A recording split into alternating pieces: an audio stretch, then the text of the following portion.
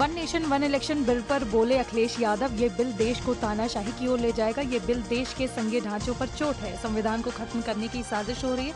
One nation one election बिल्कुल जुमला।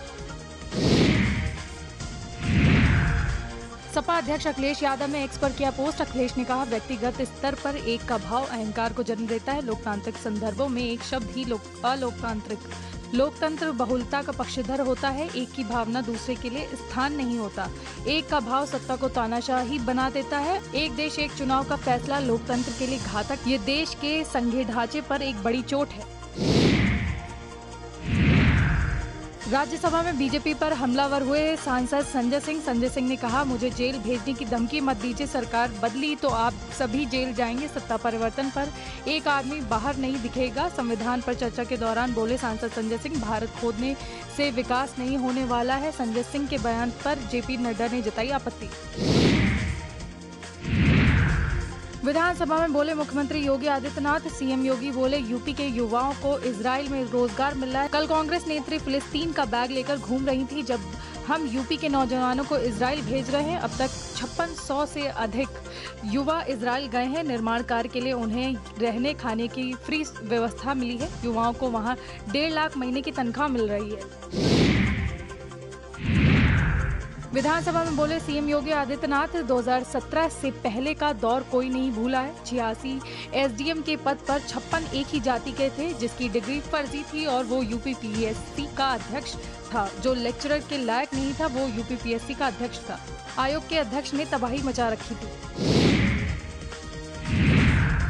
एक राष्ट्र एक चुनाव विधेयक पर बोले अमित शाह, पीएम मोदी ने सुझाव दिया कि बिल जेपीसी के पास जाएगा। पीएम के विस्तृत चर्चा की आवश्यकता पर बल दिया गया। कांग्रेस सपा समेत कई विरोधी दलों ने बिल का विरोध किया है। विपक्ष ने इसे संघवाद और लोकतांत्रिक मूल्यों के खिलाफ बताया है। बिल संसद की संयुक्त समिति के पास भेजने की प्रक्रिया जारी है।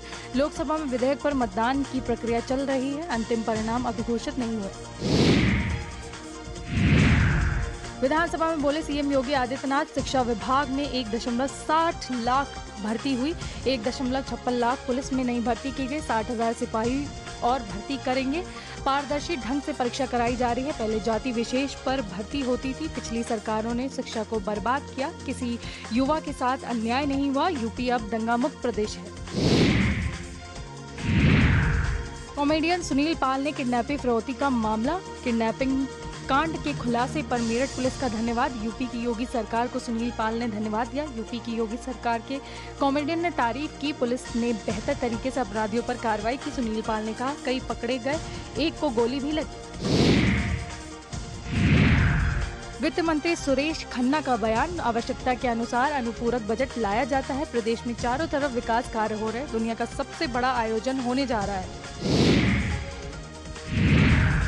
राज्यसभा में बीजेपी सांसदों का हंगामा। संजय सिंह के बयान पर बीजेपी सांसदों का हंगामा। पीएम पर आपत्तिजनक टिप्पणी पर भारी हंगामा। संजय सिंह ने कहा, चीखने चिल्लाने से कुछ नहीं होने वाला। वहीं जेपी नड्डा ने कहा, समय दूर नहीं जब हम दिल्ली में आएंगे। एक देश एक चुनाव बिल पर वोटिंग। लोकसभा में एक देश एक चुनाव बिल पर वोटिंग। एक देश एक चुनाव बिल के समर्थन में 220 वोट पड़े। एक देश एक चुनाव के बिल के खिलाफ 149 वोट पड़े। लोकसभा में एक देश एक चुनाव बिल पर दोबारा वोटिंग। कुछ सांसदों ने पर्ची से वोटिंग का विकल्प। लोकसभा में बोले सपा सांसद Dharmendra Yadav, one nation one election bill पर बोले धर्मेंद्र यादव, समाजवादी पार्टी बिल का विरोध करती है। ये लोग मौसम देख चुनाव की तारीख बदलते हैं। एक साथ 8 लोकसभा का चुनाव नहीं करा पाते थे। ये क्या देश में एक साथ चुनाव करा पाएंगे? ये सरकार तानाशाही कर रही है। ये बिल संविधान के मूल की भावना के खिलाफ है। कांग्रेस प्रदेश अध्यक्ष अजय राय का बड़ा बयान। आज कांग्रेस विधानसभा का घेराव करेगी। हमारे लिए कांटेदार बैरिकेडिंग लगाई जा रही है। आज पूरे प्रदेश से पदाधिकारी लखनऊ आ रहे हैं। बीजेपी सरकार कांग्रेस से डर गई है, इसलिए बैरिकेडिंग और बलियां लगाई जा रही है। हम प्रदेश की जनता के लिए लड़ाई लड़ेंगे। सपा प्रदेश अध्यक्ष श्यामलाल पाल का बड़ा बयान। वन नेशन वन इलेक्शन को लेकर श्यामलाल पाल बोले, एक देश एक चुनाव की बात मोदी जी भूल जाएं। वन नेशन वन एजुकेशन की बात करें मोदी जी। प्राथमिक विद्यालय के बच्चों को सहूलियत दें।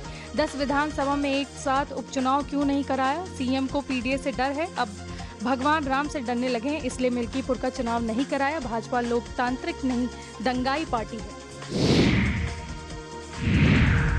संभल में बंद मंदिर मिलने पर बोले जियाउर रहमान वर्क। जियाउर रहमान ने कहा मुस्लिम चाहते तो मस्जिद बना सकते थे, 46 दिन में मंदिर की जगह मस्जिद बना सकते थे।